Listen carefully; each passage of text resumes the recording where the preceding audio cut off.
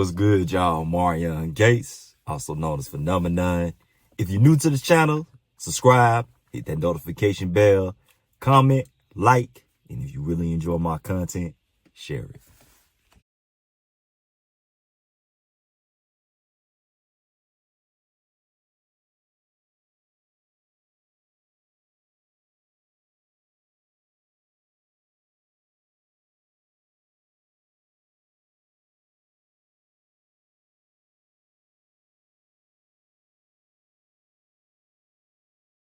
As Michael Jordan's skills on the basketball court reached greater heights, his game and charisma brought incredible success to the Bulls.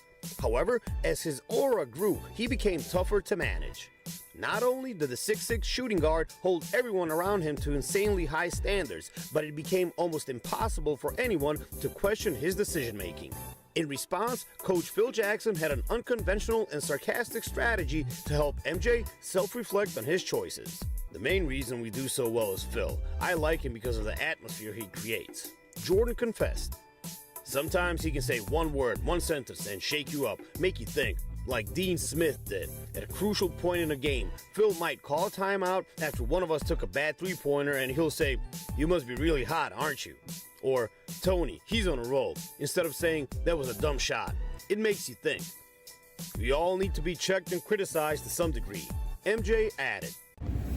So you've seen the title of the video, winning mentality. And you've seen the definition. It's what separates the greats from the other guys. The greats from the all-time greats. What separated the top 10. Larry Bird is not known as the most athletic small forward, but he's still considered one of the greatest because he maximized what he had. Kobe Bryant did the same thing. He maximized what he had. Michael Jordan, same thing. Maximized his potential. He was a guy that the fanboys, I heard some LeBronians say this, he got cut from his high school team. That never happened to LeBron. He's a guy that was cut as a sophomore. You know there's guys that never been cut? Guys that's always been starters, and Jordan is better than them. So what you did in high school, this is several lessons are going to be learned in this video. How you start doesn't matter. It's how you finish. There's been #1 ranked high school players that don't pan out. #1 draft picks that have been bust. That did not pan out. Just because you the #1 draft pick in the NBA or in the NFL or the #2 or a top 5 pick doesn't guarantee that you're going to be the best player in the draft. All right, Jordan was put #3 and ended up being the best player out that draft. And this is a draft that had Charles Barkley, John Stockton, Hakeem Olajuwon, all those guys. So he didn't get drafted with a bunch of scrubs and just it was easy for him to be #1. He was #1 with all-time greats in that draft class. I actually consider one of the greatest draft class, if not the greatest draft class of all time. So these are the things, how you start. Michael Jordan, when he first started off, dudes love to bring this up too. Oh, he was 0-6 versus Bird, and he lost to the Detroit Pistons 3 times. Yes, those failures is what made him great. That's why he was able to win 6 championships in 8 years, because he lost. He got to taste defeat over and over and over again. Over again. I don't know why you guys use this argument anyway, as if LeBron just came in the league and was winning championships. Day one, just winning championships. Oh, he made it to the finals at 22 years old. Against who? What opposition did he have? Because the moment he faced opposition, he got swept. And that San Antonio Spurs is not the 86 Celtics talent-wise. They're not. They're not better than the 86 Celtics. it would be silly to say that they are. They don't have the Hall of Famers and the players and the chemistry. A great team is not just strictly about talent. It's how well you play together. And these guys played together quite well.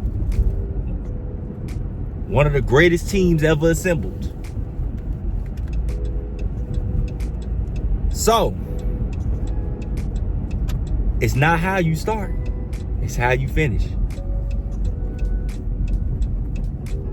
Even if we want to make the argument, we don't know this to be true. It's all hypothetical. Let's just make the argument that LeBron was a better high school player than Michael Jordan.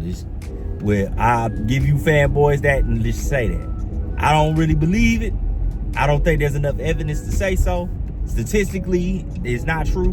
But let's just say that he was. That doesn't matter. It's a lot of dudes that do well in high school, put up tremendous numbers, and that does not make them the best player ever.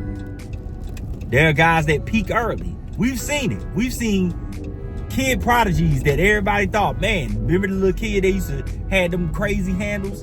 And then there was a running back, little white kid, he was a running back. Beast. But he peaked early.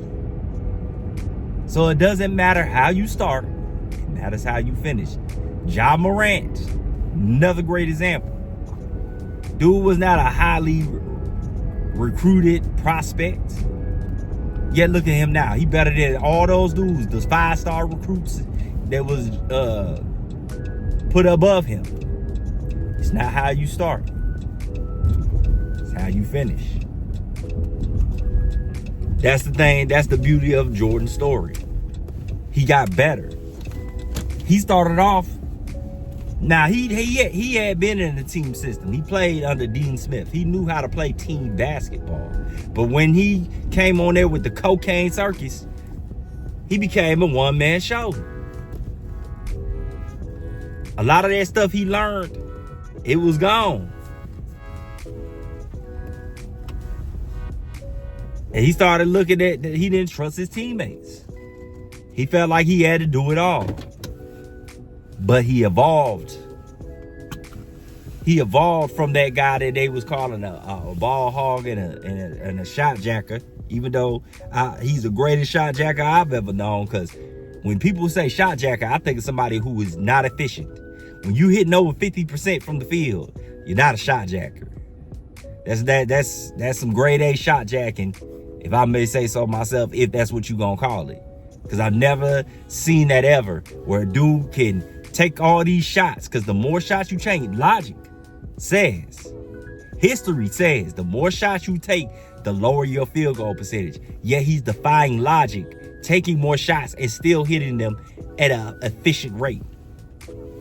It's incredible when you think about it. But this guy went from that to being a great team player, running the triangle, sacrificing his stats, and they win championships. Because we seen what he could do. 32, 8, and 8. We seen what he could do. 1991, leading and scoring, leading his team in assists. Only had, in the whole entire series, was only second to Magic Johnson, the greatest point guard ever, by 1 assist. Like, it's incredible. He showed what he could do. He could do it all. He was the best all-around player. He could do it all, literally, on both ends. He could block your shot. He could steal the ball. He could lock you down. He could pass. He could rebound. He could score. He could do it all. But just because you can do something doesn't mean you should. I've said this before in the video. I hope y'all understand. When you have people around you, there's guys that are very talented. They can do a lot of things. Let's say you can write songs. You knew how to produce. You knew how to rap. You knew how to sing. You knew how to play instruments. You gonna go on stage and do all of that? Or will you trust other people to take some of that load off of you so that you can do what you do best? Even if you were great at all of them, if you got other guys, let's say you got somebody that is elite at it. Like you got Dennis Rodman's the greatest rebounder. Why am I going out there? I got to get my stats. Get out the way, Dennis. Like, that doesn't make any sense. Let Dennis get his rebounds. Even though I know I can run the court and be a playmaker, if I got another guy that can do it too, go ahead. That's Jordan evolving. I'm trusting Pippen. Pippen, you can run the offense too. Both of us. Doesn't matter who gets the most assists. That's not what I'm out here for. I'm out here to win. Pippen can lock down defense too. Okay. That takes the load off of me. Now I can focus on offense. We seen what happened with Anthony Edwards. You tire yourself out. If you're the best scorer, it doesn't. What sense does this make? You're the best scorer in the league. Best scorer arguably in NBA history. But now he has something to prove. He got to lock down the best player every single night. If he doesn't guard the best player every single night on every single minute, then he can't be the GOAT. He wasn't caring about that. Let Scotty guard that dude. That gives me more energy. I am the best scorer on this team, the best scorer in the NBA. I'm going to put up these buckets. These guys can't score like me. There's not nan player on the Bulls team ever they could score like Michael Jordan. Not nan. During his time with the Bulls, after his time with the Bulls, before his time with the Bulls, wasn't a player that could score like Michael. So let Michael score. Let him facilitate. Let Scotty take on some of that load. That's what you have teammates for. You gonna always need people in your life. From the moment we were born on this earth, we had to depend on somebody. From the moment we are brought into this world, we are defenseless. We can't feed ourselves. We can't wipe our own booties. We can't do anything. We have to depend on people. And for the rest of your life, you're going to have to depend on people. It don't matter how many people done let you down and failed you. They ain't got nothing to do with nothing. Get out your feelings. Talk about, I can't trust nobody. I got to do it all on my own. You can trust somebody because there's a mailman that deliver your thing. You trust it. You driving on these roads. You trusting. You hopping in these cars. You trusting. You trusting that the people that put this car together did a good job. You got to trust people. Every day we're putting our trust in people. Trusting that trash man to come by. Just because people let you down doesn't mean you should just trust anybody. And even if people that you do trust have let you down, you don't write them off because I'm sure you're going to let them down sometimes too. It happens. We all have our moments. We all fail. That's not a reason to just completely write somebody off. Now, they make it a habit of constantly letting you down, or you see that they don't have your best interests at heart. That's a whole different story. Then you cut those people off. But you're going to always need people. You just put the right people around you, people that you can trust, people that you know have good intentions. Even if they fail, they have good intentions. You know they're going to do the best that they can to get it done. That's life. So ain't no shame in Jordan needing Phil Jackson and Scottie Pippen. I don't even know why that's a discussion or brought up. It's just stupid. It's just dumb. Oh, he can't be the GOAT. He played with a top 75 player. So when has that been the criteria? Did we when Hakeem won, our top 75 player? Nobody even cared about that because nobody even cared about those lists like that. When Hakeem did it, the top 50 list didn't even come out. Top 50 list didn't even come out. No one gave a dang about that.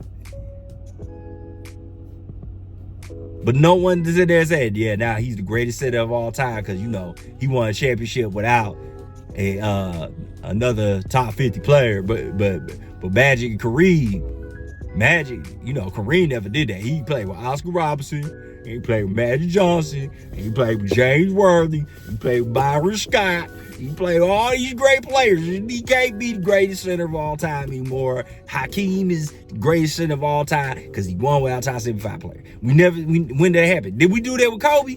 Did we say, oh my goodness, Kobe did it twice? He did it again? Not top 75. Top 75 list ain't even came out yet. We know Gasol was going to be in there or not. But did it matter? Did it now all of a sudden he's the GOAT?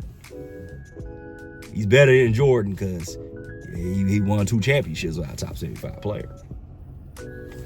No one cares. You win with what you have. A lot of those dudes become top 75, top 50 players because they win multiple titles. And they're major contributing factors. We take away from Bird because he got to play with all those Hall of Famers? No, we don't. If LeBron had got the job done, people wouldn't have been knocking him. People laugh because they like, dude, the whole narrative was you didn't have enough help. To this day, it's still the same narrative. You get all this help and you fall short. And now they still want to make that excuse. It doesn't make any sense. No one, I speak for myself. I ain't knocking him for leaving the situation he was in. If he felt like he couldn't get the job done, he saw what happened with Kevin Garnett. He saw what happened with Paul Pierce. He saw what happened with Ray Allen. He saw what happened with Charles Barkley. He saw what happened with Allen Iverson. He saw what happened with these guys. When teams then put all-time greats around them, when they didn't get the right pieces, they didn't win championships, and he didn't want that same fate. So he joined forces. Then he proclaimed they were going to win 8 titles, and you fell short. Again, you were no longer the excuse that you were young that was gone. You were a veteran. You had been in the league for enough years. You were in your prime. You had prime Wade. You had prime Bosh. You were not. The Boston Celtics were older than you, and they got the job done. The Boston Celtics were older than you, and they got the job done. They came together outside their primes and won a championship. And you failed your very first time. They won their first time. You failed. That stays on your resume. It ain't how you start, it's how you finish. But how's he finishing? It's been several years. He said he played 5 to 7 more years. So that means he got a lot in the tank, and this is the best you can do. You ain't playing defense. That's not a winning mentality. LeBron has not had a winning mentality. He has the talent, the natural raw talent, that he could have been unstoppable. Dude that size that can move like that. Imagine if he would have studied and asked Kyrie, hey man, what do you do to work on your dribbles? Imagine if he went to Ray Allen and say, hey man, what do you do to work on your jumper? Because you had all the tools. You could have picked Ray Allen's brain and worked on, found his shooting drills and worked on them. And you would have been just like, where did this come from? Hitting mid-range, hitting three-pointers, hitting fall-away jumpers. People would have been, you've been unstoppable. Now, there you start breaking their ankles like Kyrie. You've been unstoppable. He ain't had no winning mentality. Kobe did. Kobe picked Reggie Miller. He learned. He didn't care if you were you didn't have to be in the top 10 of all time for him to pick your brain. He picking your brain if you got something that he can learn from.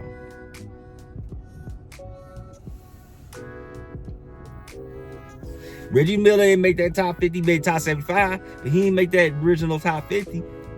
Kobe didn't look down upon him. He still learned from him.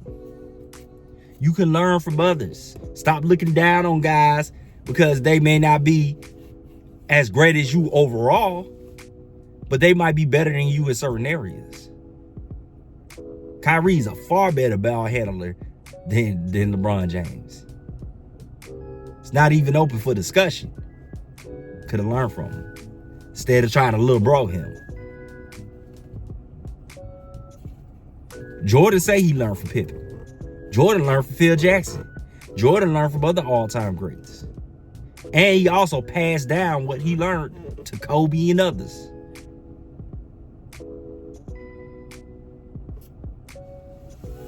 That's what LeBron should be doing. Passing on the knowledge, this high basketball IQ. He need to use it to why your teammates don't got a high basketball IQ too? How come Michael Jordan and Magic Johnson and Bird and these guys, they got high basketball IQ? Why they teams would have high basketball IQ too? But Your teams just don't see that. You got J.R. Smith out here, and then you don't even rally them. What do y'all practice? Then you just completely ignore J.R. Smith. You don't encourage him. That's just exactly what you do. You didn't have the winning mentality that we go into overtime. The game is not over.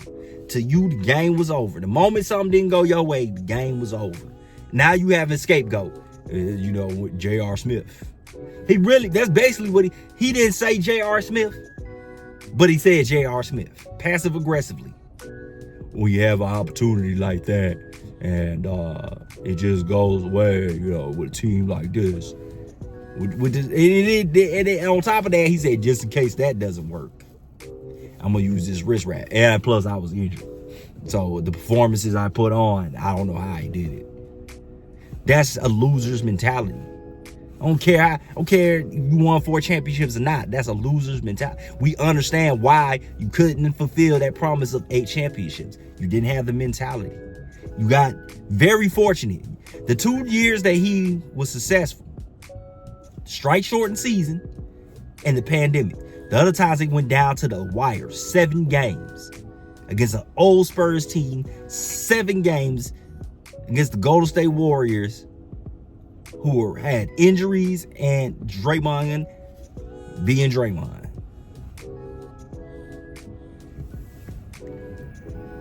It took everything following your way. You did it. You get credit for it. But it's vastly overrated considering you really had the better team. Like, you really did.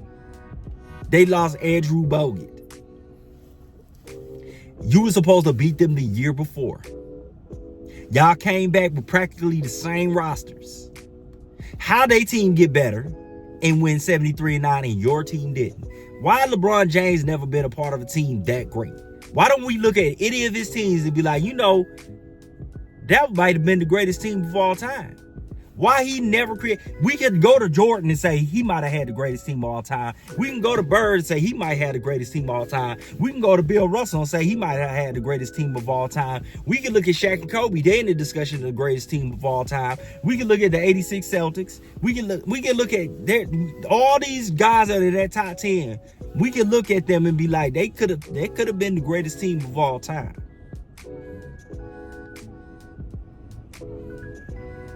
But not LeBron. We could look at Will Chamberlain and his Lakers. Like, man, that could have been the greatest team of all time. Especially if Elgin Baylor would have been healthy and didn't retire. They set the record originally. But not LeBron.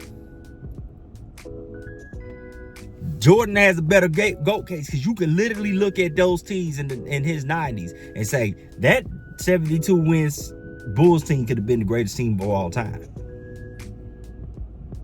Even the team the year after. But you can't say that. None of LeBron's teams. He's always the underachieved. And it's a team sport. Team-wise, he's always underachieved. He got accolades. But what do the accolades matter if you don't have the team success to follow with it? You play to win the game. You don't play to win to collect accolades. Would anybody consider, if a dude won 7 MVPs but never won a championship, would he be the greatest player of all time? You can come up with excuses. He didn't have enough help. But what if he did what if he recruited guys and they still lost? But he got 7 MVPs. But he averaged a triple-double for his whole career. Would he be the greatest player of all time? No, he would not. You're going to look at those failures. It doesn't make sense. You're supposed to win. We look at Tom Brady the way we do. Why? Because he won. We look at Joe Montana the way we do. Why? Because he won. When they had great teams around them, they did their thing. Tom Brady said he don't care that they went undefeated in the regular season. He wanted that Super Bowl. He not sitting there and be like, well, we went undefeated in the season though. I set records. Me and Randy Moss. What y'all talking about? The greatest team of all time. He's not going to call that the greatest team ever because they didn't get the job done. He has a winning mentality. I don't give a dang what pieces I have around me, what records I done broke, what regular season accolades I collected. If we don't win the Super Bowl, it don't matter.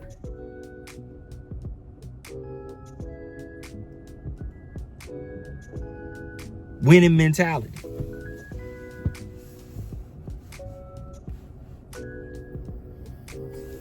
Winning mentality.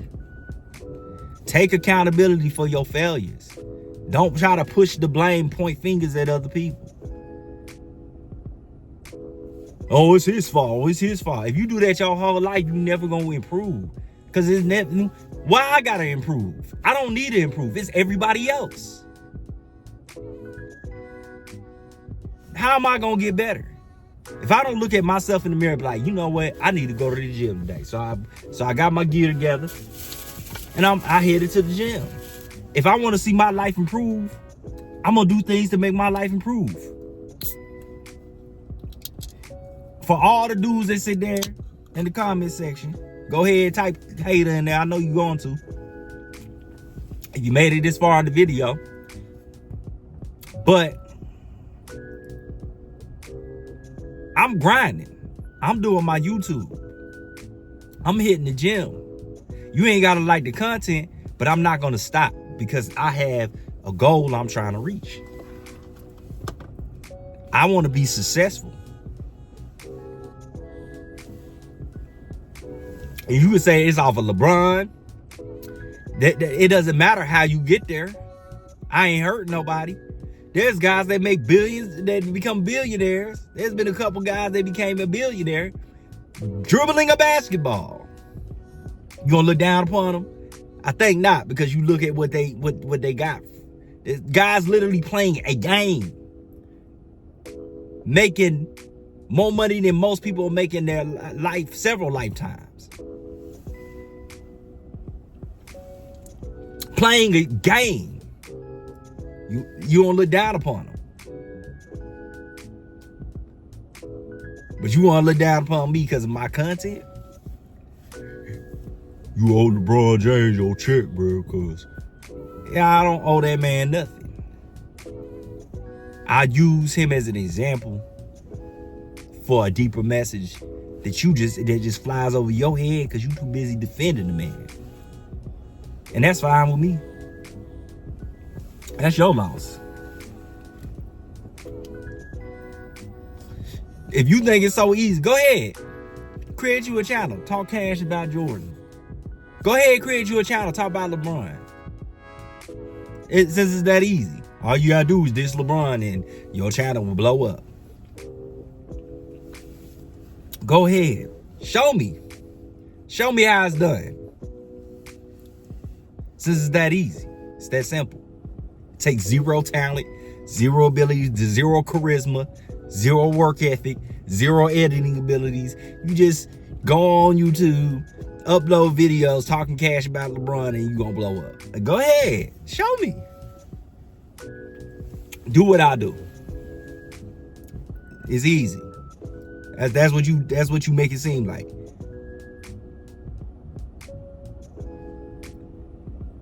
There are several people that do anime videos. Not all of them got millions of subscribers. There are several people that do 2K. Not all of them blow up. It takes more than just uploading video. It takes something. It takes a winning mentality. It takes consistency. It takes you continuing to do what you do. Putting together something that people actually want to listen to. Do you have something to say? What are you saying? Does it make sense? Can people relate? It's a lot of things. And that's no knock on, I'm a small content creator. I'm an up-and-coming content creator. So it's not like I'm looking down on anybody. I can't. And I wouldn't even if I had 1 million subscribers. But I'm just letting you know, it's not that simple. I'm not sitting here making bank doing these videos. I do this content because I enjoy it. The passion. The passion came before the subscribers. The passion came. That's why Jordan's a billionaire. He didn't make $1 billion playing basketball. He made $1 billion because of the brand that he created on the court, because of the passion he had for the game. Winning mentality. And for LeBron to come from where he came from, I say this positive thing. Since I don't never say nothing, I'm just tearing down the black man. For him to come from where he came from to be where he is truly blessed. He is. He's an excellent businessman. He knows how to put that propaganda out there, market himself. He knows how to do that. He knows he's very polarizing. People either love him or hate him. He has the it factor. He may not be the greatest basketball player ever, but he know how to get people talking. He know how to create narratives. He know how to spin stories. That's a great talent to have. And he's a talented basketball player. Overrated, but talented. One of the greatest to ever do it. But he does not have, on the basketball court, in terms of basketball, a winning mentality.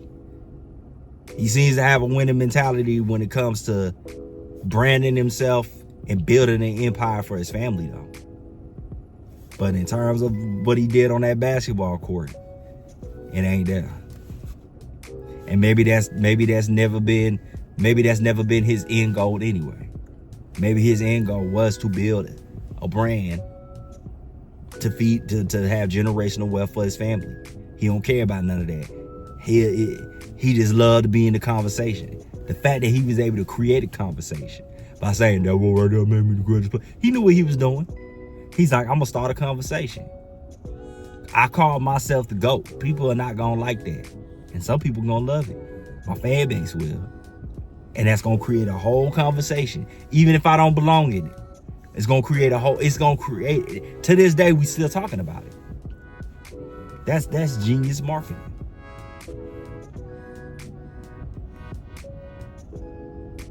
So, anyway, tell me your thoughts in the comment section. Like, subscribe. And if you really enjoy my content, share it.